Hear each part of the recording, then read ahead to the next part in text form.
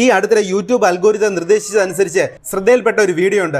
നമ്മുടെ കേരളത്തിലെ എക്സ് മുസ്ലിം ചിന്തകനായ ആരിഫ് ഹുസൈനും ലണ്ടനിലെ ചില ഇസ്ലാമിക പ്രബോധകരും തമ്മിൽ അവിടെ നടന്ന ഒരു ചർച്ചയുടേതായിരുന്നു ആ വീഡിയോ. സംവാദ പോലുള്ള ലണ്ടൻ കേന്ദ്രീകരിച്ച് പ്രവർത്തിക്കുന്ന ഒരു യൂട്യൂബ് ചാനലിലൂടെയാണ് എഡിറ്റ് ചെയ്യപ്പെട്ട ആ വീഡിയോ പുറത്തു വന്നിരിക്കുന്നത്. ആരിഫ് ഹുസൈനെതിരെ ആശയപരമായ ആക്രമണങ്ങൾ അഴിച്ചുവിടാൻ ഇസ്ലാമിക വൃത്തങ്ങൾ ഈ വീഡിയോ ഒരു പ്രധാന ആയുധമാക്കി ഉപയോഗിക്കുമെന്ന കാര്യത്തിൽ ഒരു സംശയവും വേണ്ട. ആയതിനാൽ തന്നെ ആ വീഡിയോയിൽ യഥാർത്ഥത്തിൽ എന്താണ് സംഭവിച്ചതെന്ന് നമുക്ക് സൂക്ഷ്മമായി തന്നെ വിലയിരുത്തേണ്ടതുണ്ട്.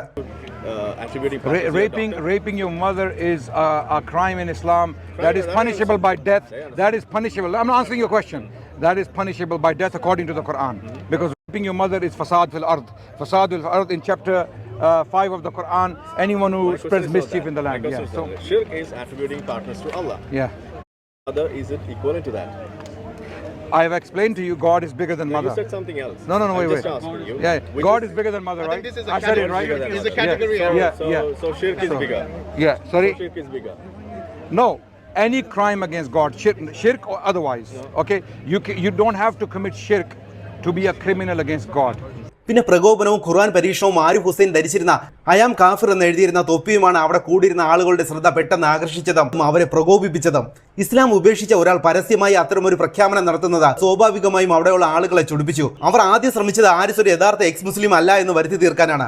അതിനായി ഇസ്ലാമിനെ കുറിച്ചും ഖുർആനെ കുറിച്ചും അദ്ദേഹത്തിന് ശരിക്കും അറിവുണ്ടോ എന്ന് പരിശോധിക്കാനായിട്ട് അവർ ചില ഖുർആൻ വചനങ്ങൾ അദ്ദേഹത്തോട് ചോദിച്ചു. എന്നാൽ ഇസ്ലാം ഗ്രന്ഥങ്ങളിൽ പാണ്ഡിത്യമുള്ള ആരിഫ് അവരുടെ എല്ലാ ചോദ്യങ്ങൾക്കും കൃത്യമായി തന്നെ മറുപടി നൽകി. ഇതോടെ അവരുടെ ആദ്യത്തെ നീക്കം പരാജയപ്പെട്ടു. പിന്നെ അതിനെ തുടർന്നാണ് സംവാദം കൂടുതൽ ഗൗരവകരവും ദാർശനികവുമായ തലങ്ങളിലേക്ക് കടക്കുന്നത്. മതപരമായ പാപങ്ങളും മനുഷ്യത്വപരമായ കുറ്റകൃത്യങ്ങളും ഇസ്ലാം എങ്ങനെ താരതമ്യം ചെയ്യുന്നു എന്ന് തുറന്നു കാട്ടാൻ ആരിഫ് ഒരു നിർണായക ചോദ്യം ഉന്നയിച്ചു. സ്വന്തം മാതാവിനെ പ്രസംഗം ചെയ്യുന്നതാണോ അതോ ഷിർക്ക് ചെയ്യുന്നതാണോ ഇസ്ലാമിൽ ഏറ്റവും വലിയ ക്രൈം എന്നായിരുന്നു ആദ്യത്തെ ചോദ്യം. പാകിസ്ഥാൻ വംശജനായ ഇസ്ലാമിക പണ്ഡിതൻ അദാനൻ റാഷിദാണ് ഇതിന് മറുപടി നൽകിയത്. സ്വന്തം മാതാവിനെ ഉപദ്രവിക്കുന്നത് ഇസ്ലാമിൽ വലിയ തെറ്റ് തന്നെയാണെന്നാണ് അദ്ദേഹം വ്യക്തമാക്കിയത്. എന്നാൽ അള്ളാഹുവാണ് ഏറ്റവും വലിയവൻ എന്നതുകൊണ്ട് അള്ളാഹുവിനെതിരെയുള്ള കുറ്റകരമായ ഷിർക്കാണ് ലോകത്തിലെ ഏറ്റവും വലിയ പാപമെന്ന് അയാൾ സമർത്ഥിച്ചു. മതപരമായിട്ടുള്ള വിശ്വാസങ്ങൾ എങ്ങനെയാണ് സാമാന്യ ധാർമ്മികതയേക്കാൾ മുകളിൽ ദൈവവിശ്വാസത്തെ പ്രതിഷ്ഠിക്കുന്നത് എന്നത് വ്യക്തമാക്കുന്നതായിരുന്നു ഇതിനുള്ള ഉത്തരം. ഈ സംവാദത്തിലെ ഏറ്റവും ശ്രദ്ധേയമായതും എന്നാൽ ആരിഫിന് നേരിയ പിഴവ് സംഭവിച്ചതുമായ ഭാഗം അവിഹിത ബന്ധത്തിലുണ്ടായ മകളെ വിവാഹം കഴിക്കുന്നതുമായി ബന്ധപ്പെട്ട ചർച്ചയിലാണ്.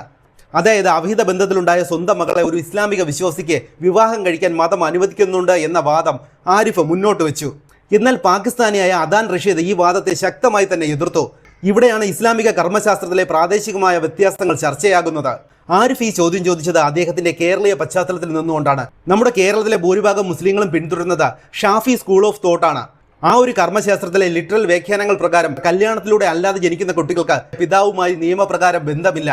ആയതുകൊണ്ട് തന്നെ ആ കുട്ടി സാങ്കേതികമായി അയാളുടെ മകൾ എന്ന നിർവചനത്തിൽ വരുന്നില്ല എന്നും അവരെ വിവാഹം കഴിക്കുന്നത് നിഷിദ്ധമല്ലെന്നും വാദിക്കുന്ന ചില കേരള ഉസ്താദുമാരുടെ പ്രഭാഷണങ്ങൾ കേട്ട് വളർന്ന ആരിഫ് അത് ലോകമെമ്പാടുമുള്ള നിയമമാണെന്ന് കരുതിയിരിക്കാം. പിന്നെ മറുവശത്ത് അദാനൻ റാഷിദ് പാകിസ്ഥാനി പശ്ചാത്തലമുള്ള വ്യക്തിയാണ്. അവിടെ ഹനീഫി സ്കൂൾ ഓഫ് തോട്ടാണ് പിന്തുടരുന്നത്. ലോക മുസ്ലിം ജനസംഖ്യയുടെ വലിയൊരു ശതമാനം, അതായത് 65 വരുന്ന ഹനീഫി വിശ്വാസികൾ ഈ വാദത്തെ പൂർണ്ണമായി തള്ളിക്കളയുന്നു. അവിഹിത ബന്ധത്തിൽ ഉണ്ടായതാണെങ്കിലും സ്വന്തം രക്തത്തിൽ പിറന്ന മകളെ വിവാഹം കഴിക്കുന്നത് ഹനഫി നിയമപ്രകാരം കർക്കശമായി വിലക്കപ്പെട്ടിട്ടുള്ളതാണ്. വെറും 15% വരുന്ന ഷാഫി വിശ്വാസികൾക്കിടയിലെ ഈ സവിശേഷമായ ആഖ്യാനം ആഗോളതലത്തിൽ അദാനൻ റാഷിദിയെ പോലെയുള്ളവർക്ക് സ്വീകാര്യമല്ലെന്നുള്ള കാര്യം ആരിഫ് ആ ഒരു നിമിഷത്തേക്ക് ഓർക്കാൻ സാധ്യതയില്ല. ആ ഒരു ആശയപരമായ അന്തരം സംവാദത്തിൽ വലിയൊരു ആശയക്കുഴപ്പത്തിന് വഴിവെച്ചു. പിന്നെ ഇന്റർനെറ്റിന്റെ അഭാവവും ആൾക്കൂട്ടത്തിന്റെ വിജയ പ്രഖ്യാപനവും തന്റെ വാദം തെളിയിക്കാനായി ആരിഫ് മൊബൈൽ ഫോണിൽ ഇന്റർനെറ്റ് വഴി റെഫറൻസുകൾ കാണിക്കാൻ ശ്രമിച്ചു. എന്നാൽ നിർഭാഗ്യവശാൽ അവിടെ നെറ്റ്വർക്ക് കവറേജ് ഉണ്ടായിരുന്നില്ല.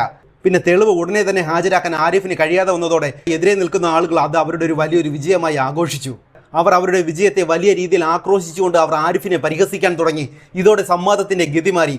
യുക്തിസഹജമായ ചർച്ചകൾക്ക് പകരം അവർ ശാസ്ത്രത്തെയും മറ്റും ആക്രമിക്കാൻ തുടങ്ങി.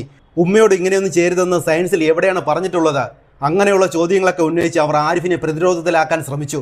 കൂടാതെ ഒരു പാകിസ്ഥാൻ വംശജൻ ഇന്ത്യയിലെ സാഹചര്യങ്ങളെ പ്രഹസിച്ചുകൊണ്ട് BJPയുടെ ദൈവമായ പശുവിനെ തങ്ങൾ തിന്നും എന്നൊക്കെ പറഞ്ഞ് വിഷയത്തെ മറ്റൊരു തലത്തിലേക്ക് മാറ്റാനും ശ്രമിക്കുന്നുണ്ട്. ആ ഒരു വീഡിയോയുടെ ഏറ്റവും വലിയ പ്രത്യേകത എന്തെന്ന് പറഞ്ഞാൽ അതിന്റെ എഡിറ്റിംഗ് തന്ത്രങ്ങളാണ്. അതായത് ആരിഫ് സംസാരിക്കുന്ന ഭാഗങ്ങളിൽ പലയിടത്തും അദ്ദേഹത്തിന്റെ ശബ്ദം കൃത്യമായി കേൾക്കാൻ കഴിയാത്ത വിധത്തിൽ നന്നേ കുറച്ചിട്ടുണ്ട്. അതായത് എതിർപക്ഷത്തിന്റെ വാദങ്ങൾ മാത്രം നൽകിക്കൊണ്ട് തന്ത്രപരമായാണ് വീഡിയോ നിർമ്മിച്ചിരിക്കുന്നതെന്ന് നമുക്ക് വ്യക്തമാണ്. എന്തൊക്കെ തന്നെയായാലും ഈ വീഡിയോയ്ക്ക് താഴെ ഇപ്പോൾ മലയാളികളുടെ വലിയൊരു ഒഴുക്കാണ് നമുക്ക് കാണാൻ സാധിക്കുന്നത്. എന്തായാലും അവിടെ യഥാർത്ഥത്തിൽ എന്താണ് സംഭവിച്ചതെന്നും എഡിറ്റ് ചെയ്ത് മാറ്റിയ ഭാഗങ്ങളിൽ താൻ എന്താണ് പറഞ്ഞതെന്ന് വ്യക്തമായി ആരിഫ് ഹുസൈൻ സ്വന്തമായ ഒരു വിശദീകരണ വീഡിയോയുമായി ഉടൻ തന്നെ പുറത്തു വരുമെന്ന് ഉറപ്പാണ്. പിന്നെ മറുപക്ഷത്തെ എഡിറ്റിംഗ് തന്ത്രങ്ങളെ പൊളിച്ചെടുക്കുന്ന ഒരു യഥാർത്ഥ വീഡിയോയ്ക്കായി ഇപ്പോഴും പ്രേക്ഷകർ കാത്തിരിക്കുന്നുണ്ട്.